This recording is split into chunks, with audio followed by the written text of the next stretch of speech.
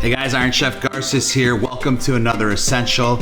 I picked this up over the last couple of years. It's a Turkish/Mediterranean sauce called Muhammara.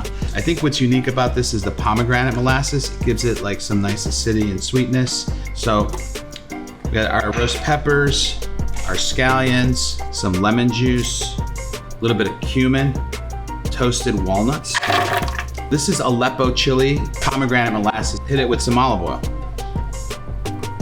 And we're gonna blend this up. See, it's got some nice, bright, vibrant colors. Little skirt steak right here. That's looking pretty good. Pull it off. A little dip. Juicy, delicious. The sauce brings some nuttiness from the walnuts, super unique, as well as the pomegranate molasses. Love this sauce. Thanks for checking out this recipe. Keep on cooking.